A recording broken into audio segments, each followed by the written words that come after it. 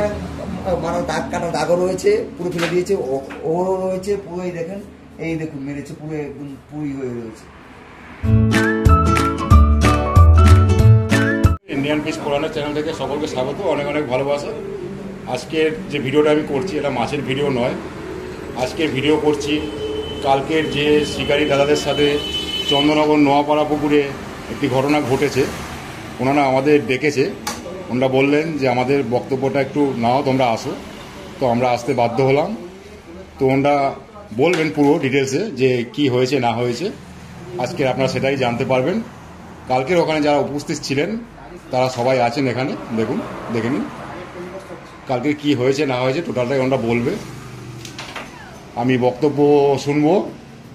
দাদার নামটা বলবেন? সুমন মন্ডল। সুমনদার কাছ থেকে বক্তব্য শুনবো, উনি ছিলেন ওখানে। বলুন দাদা। কালকে আমার নামে চন্দননগর নবপুরে কালকে ফার্স্ট ডে ছিল, আমার নামে সিট বুক ছিল, আমি বুক করেছিলাম। সাথে আমরা অর্ঘ, সিনাচিস, মামা, বারোদা আমরা গেছিলাম। সকালবেলা পুকুর করে আমরা পৌঁছেছি তখন 5:30, 5:15 বাজে। আমরা টুক মিলে তখন 6টা বা 6:30 বাজে, এরকম সময় পুকুর মালিক চলে আসলো, কার্তিক। পুকুর মালিক এটা পুকুরের মালিকের লোক হবে, কার্তিক চলে আসলেন খাতা নিয়ে, বলছে আপনারা পয়সা দিন। আমি তাকে এত সকালবেলা পয়সা দেবো, এখনও পুকুরে টুক ফেলতে পারলাম না। বলছে আপনারা পয়সাটা এখন দিন, 9টার সময় মধ্যে যদি মাছ না খায় বা কেউ যদি উঠে চলে যেতে যায় তাহলে আমাদের কাছ থেকে টাকাটা নিয়ে উঠে চলে আসবে। আশেপাশে আরও শিল্পী বলে যেন সকালবেলা আপনারা টাকা নিতে আসলেন, সবাইকে একই বক্তব্য বললো। ঠিক আছে, আমরা টাকা পয়সা দিয়ে দিলাম। টাকা পয়সা দেওয়ার পরে প্রায় যখন 9টা বাজতে চললো, পুরো তখন মাছ খাচ্ছে না। কারো সিটে একটা, কারো সিটে হয়নি। তখন আমাদের সিটে একটা মাছ হয়েছে, ম্যাক্সিমাম পুরো নেট দিয়ে। তা আমার 12 নম্বর সিটে একটা লোক বসে রয়েছে, আমরা 10 নম্বর সিটে ছিলাম নপাড়ায়।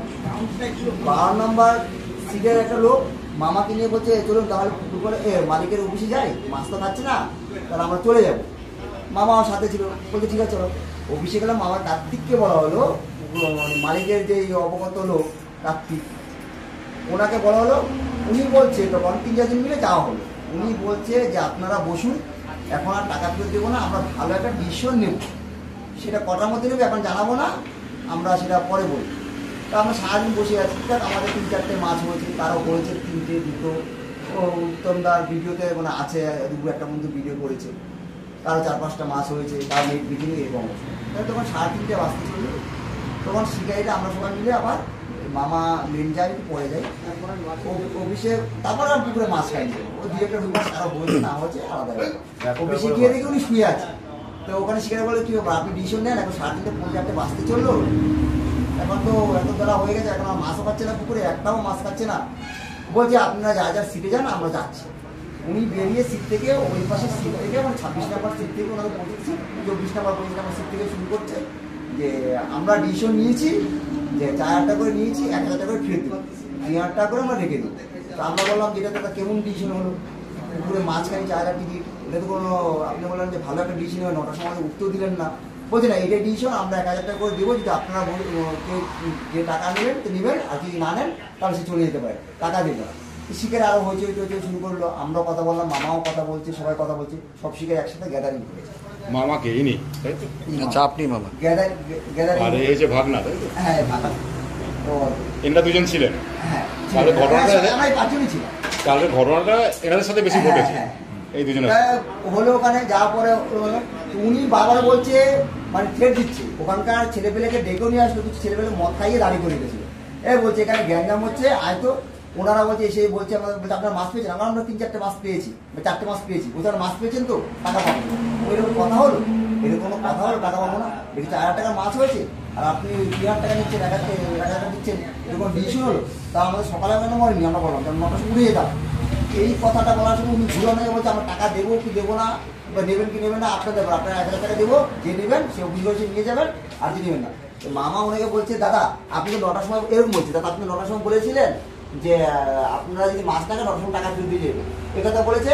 বলছে আপনার গায়ে হাত দেবেন, সবার শিখেছে তো দাদা আপনার গায়ে, সব অন্য শিখে বলছে আপনার গায়ে হাত দেওয়া হয়নি, উনি আপনাকে ডেকে কথা বলেছে। ঠিক আছে আপনার অফিসে আসেন, অফিসে এসে টাকা ফেরত দিয়ে যাবেন। মোটামুটি তখন 2-1 জন টাকা নিয়ে চলে যাবে, 1,000 টাকা নিয়ে চলে গেছে বেশি করে। তা আমরা সিটটি গুছিয়ে প্রায় 1 ঘন্টা পরে অফিসে গেছি, যে কার্তিক দা তাহলে আমরা চলে যাচ্ছি, আমাদের টাকাটা কী করবো। বলছে তাহলে টাকা তোমাদের দেবো, যে লোক আমার শরীরে ধরেছিল তখন বলছে না মারেছে, তো যে লোক আমার শরীরে ধরেছিল তাকে আসতে হবে। আমি সে তো আমার সিনেমা মানুষ, মামা আমার সাথে এসছে, আমি সিটের মালিক, আমি তো সিট করি, আমার আমি সিট করি না, তাকে আসতে হবে। অনেক আমি তুমি টাকা দেবেন কি দেবেন না সেটা বলে, কাছে তুমি টাকা দেবে কি দেবে না, আমার মনে আসতে হবে। কারণ ওখান থেকে বেরিয়েছিলাম, ওই মতো মামা আমার কথা শুনে অফিসের সামনে গেছে, যাওয়ার পরে বলছে মামা বলছে দাদা আপনাকে কি আমি মেরেছি? তখন পুকুরে অনেক শিকারি বসেছিল, এরপরেও ছিল, এই কথাটা বলেছি। কোনো শিকারি এগিয়ে আসেনি না, কোনো শিকারি তখন এগিয়ে আসেনি, শুধু এই কথাটা বলেছি। ওখান থেকে কার্তিক রাজু বলে ফটো আছে আপনার পরে আমি দেখবো দিব আছে, রাজু বলে ডেকে বলছে আমাকে মারতে এসছে, তো আয়। ওখান থেকে মদ খেয়ে মাতার 7-8 জন দৌড়ে এসেই মামাকে একটা চর ধাক্কা দিয়ে ফেলেছে বাসের উপরে। পাশের সাথে সাথে পিছনে ভাইটা ছিল, ভাইটা আটকাতে গেছে। এই ভাইটা আটকাতে গেছে, দাদা আপনি কি করছেন, মারছেন কেন? কার্তিকটা তখন সাথে কার্তিকটা হুমকি দিচ্ছে, আর সরে গেছে আরো 4-5 জন ছিল, দুজন এসেই মার। এই ভাইকে একটা চর দিয়েছে, আটকে গেছে, দাগ একটা দাগও পড়ে গেছে লোকের। এই করে আমাদের লাঠি নিয়ে এসছে, মারবে টেরবে আমাদের, মানে ফেলে টেলে তছনছ করে, তোদের টাকা দেবো না, তোদের মেরে ফেলবো, এখানে দিতে দেবো, তুলে দেবো, এত বড় সাহস আমাদের এলাকায় এসে করবি, আমাদের এলাকায় নিয়ে টাকা চাইছে, আবার এসে কথা বলছি। এখানে মানে দাগ কাটা দাগও রয়েছে, পুরো ফেলে দিয়েছে, ওরও রয়েছে পুরো, এই দেখেন, এই দেখুন মেরেছে পুরো, একদম পুরোই হয়ে রয়েছে। তারপর ওখান থেকে ভয়ে কোনো রকম আমরা পালিয়ে আসি। তখন পুরো অনেক শিকারি ছিল, ওই শিকারিরা ভয়ে বা যে কোনো কারণে বা কী কারণে আসেনি সব করেনি, কিন্তু আমরা তখন ওই ভয়ে ওরা লাঠিবাস নিয়ে এসেছিল, প্রায় 15-14-15 জন ওরা গুন্ডা বাহিনী ছিল, সব মাথার মদ খেয়েছিল, সব মাথায় কার্তিকও মদ খেয়েছিল, পুরো মদ খেয়েছিল।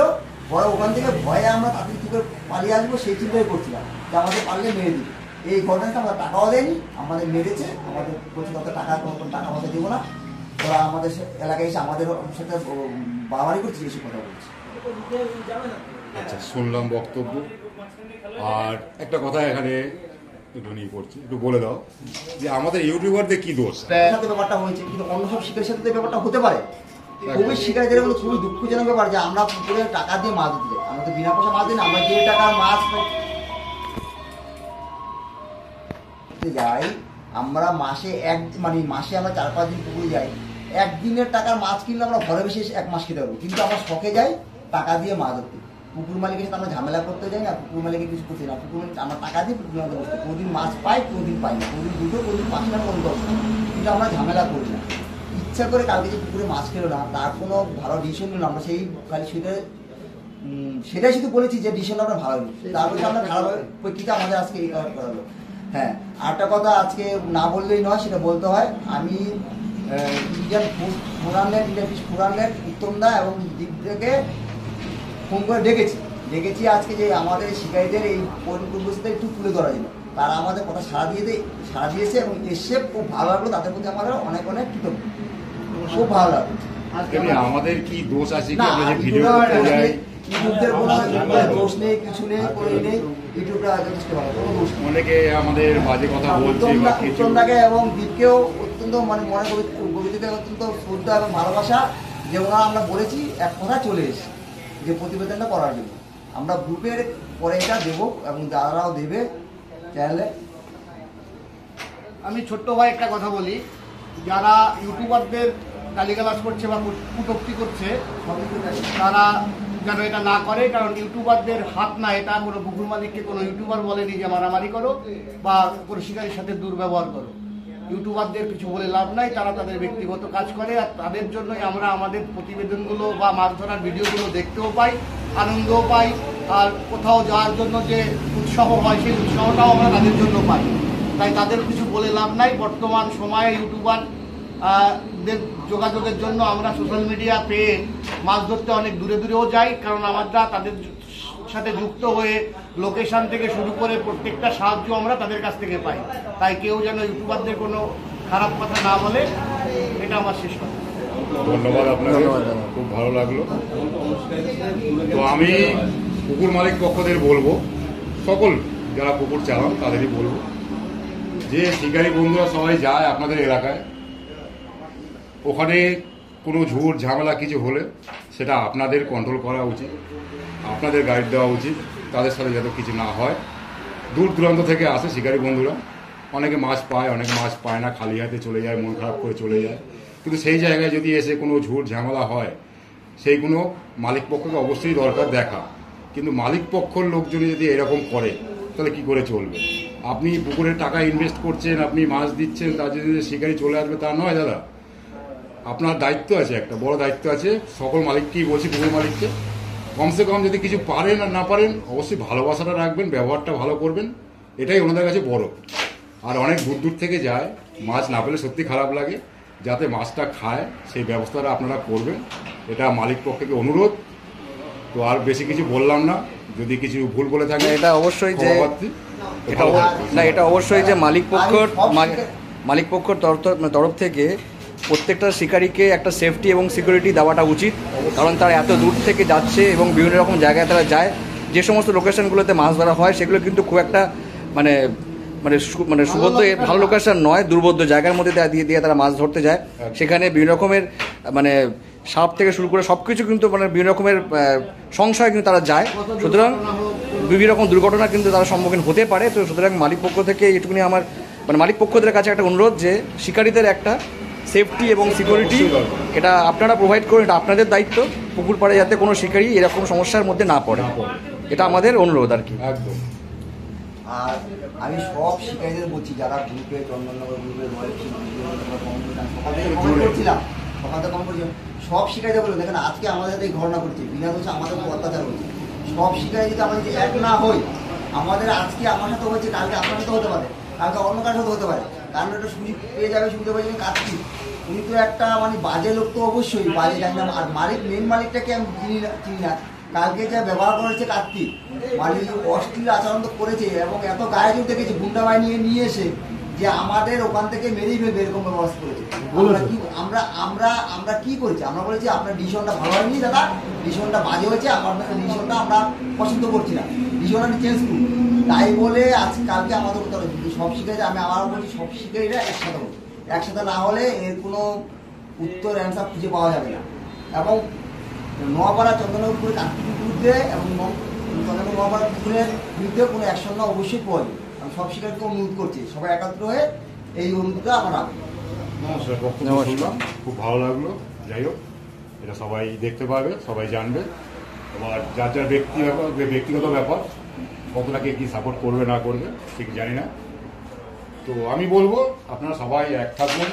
কিন্তু সেদিনকার যখন ঘটনাটা ঘটেছে, আপনারা যদি সবাই শিকারীরা বলতেন পাশে যে দাদা এটা কেন করছেন, এটা ঠিক নয়, যে উনি কথাটা বলছেন, উচিত কথা বলছেন, তাহলে উনি হয়তো কিছু বলতো না, এত কিছু এগোতো। তো সেই জিনিসটা আপনারা শিকারীর কাছ থেকে সেই সাপোর্টটা পান। আমি এরকম করবে এটা আশা করা যায় না। এটা আপনি যা কথা বললেন উনি পুকুর মালিক এটা তো ডেকে নিয়ে টাকা ছিনতাই করে না। আমারও আমি দেখেছি, আমি পুকুর মালিক দেখেছি, রানাদাকে দেখেছি, বাবুদাকে দেখেছি, শেরপুরে পিন্টুদাকে দেখেছি। এরা মালিক কথাবার্তা মানে কোনো বিষয়ে কোনো ডিসিশন তো ভালো নিচ্ছে না। রানাদার কথা বলতে হয়, বাবুদার কথা তো বলতেই হয়। ব্যবহার গুন্ডা, কার্তিক তো গুন্ডা, পুকুর মালিক পুকুর যাচ্ছে তো গুন্ডা, কাকে যা করছে গুন্ডা আমি করছি। বলছে আপনি টাকা 1000 টাকা নিয়ে নেন, কেউ নামে বেরিয়ে যান, কাউকে টাকা দেবো না। এরকম করবেন না, কেউ এরকম ব্যবহার করবেন না শিকারীর সাথে। শিকারী নিয়ে কিন্তু আপনাদের পুকুর ব্যবসা যাই বলুন না কেন, কোনো দিনই এরকম করবেন না। মালিক পক্ষকে বলছি, এটা করা উচিত নয়, একদমই নয়। আর কালকে যেটা হয়েছে আমি শুনলাম আজকে এখানে টোটালটাই ওনাদের মুখে। কালকে আমি ছিলাম 2টো অবধি, আমি চলে এসেছি ওখান থেকে। আমি এখন শুনলাম ওনাদের মুখে, তো শুনে দেখবে একদম সত্যি এটা খুবই খারাপ জিনিস হয়েছে।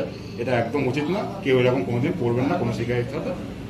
ধন্যবাদ, সকলে ভালো থাকবেন, সুস্থ থাকবেন, সকল শিকারীর খেয়াল রাখবেন, সকল মালিকের। ধন্যবাদ। ধন্যবাদ।